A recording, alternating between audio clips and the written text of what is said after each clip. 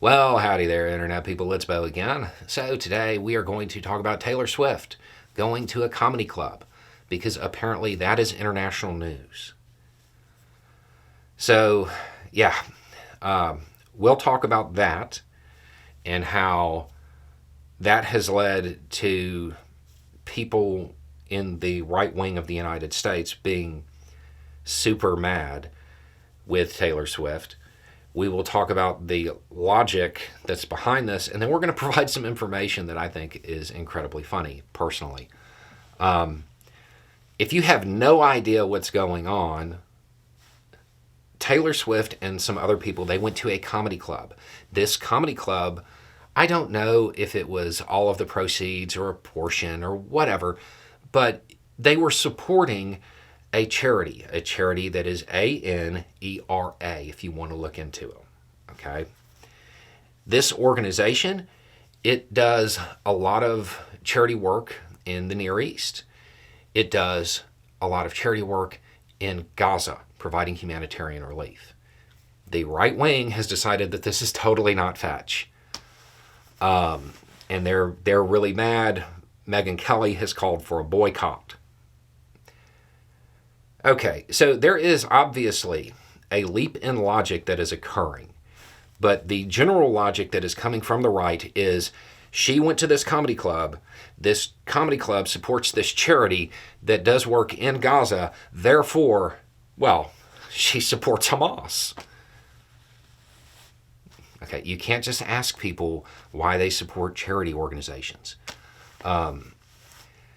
Here's the thing about this. We will obviously get to the leap in logic, but there's an important factual thing that I think needs to be acknowledged. The reason people are making this jump is because they believe that any charity organization that operates in this area is really secretly deep down funding Hamas. Okay. ANERA, they're kind of known for being super careful about that. And here are some reasons why. They are a 501c3 in the U.S.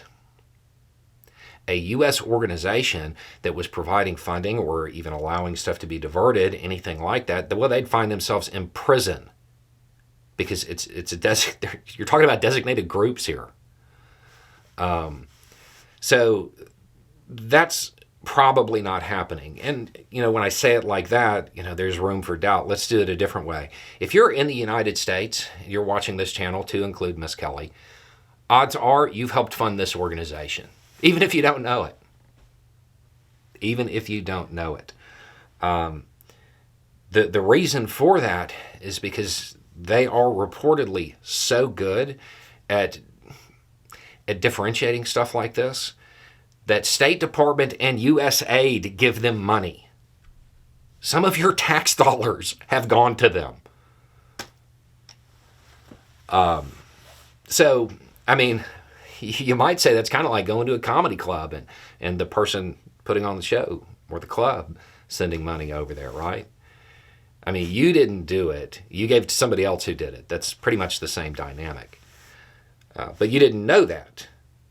Most people didn't know that. I doubt those people who are screaming right now about this have any idea that they have helped fund this organization as well. They just want something to be mad at because for whatever reason, the right wing in the United States has decided to make Taylor Swift public enemy number one. You need to calm down. So there's obviously a number of leaps in logic here, but I think the important one is just because somebody goes to a show or goes to a business that donates to a charity they don't like or something like that, it doesn't necessarily mean that that person supports that charity. They may not even know it's happening. As an example, there are people watching this right now who are super mad. Every time I say something even remotely positive or just even acknowledging the humanity of trans people, I get hate mail. That means those people watched this. This channel gives money to Trevor Project. That money came from them watching. It's the same thing. This is more right-wing trying to generate outrage and basically grab headlines and try to stay a little bit more hip and with it by going after Taylor Swift. Because to most of the right wing in the United States, Taylor Swift, much like the message about Pink, she's a teeny bopper. It's the way it's viewed.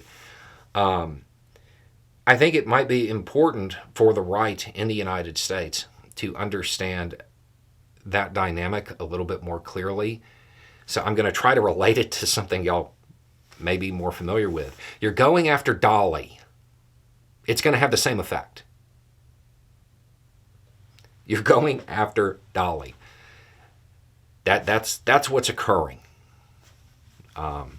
It's probably not a wise political move. I mean, luckily, I'm going to suggest that the 11 people who tune in to right-wing shows who also like Taylor Swift, I'm going to suggest that they're probably not going to participate in the boycott. It won't be that big of a deal. But at the end of it, it's another moment where the right in the United States is showing how disconnected they are from the rest of the United States and from the future voters and current voters, because she's not a teeny bopper. Her audience, their voting age. I mean, not all of them, obviously, but a large portion of them. So the whole thing is based on a series of leaps in logic. The organization that everybody is mad about her going to a comedy club that then provided this charity with, with some funding. Odds are, if you're in the United States, you pay your taxes, you in some way have done the same thing.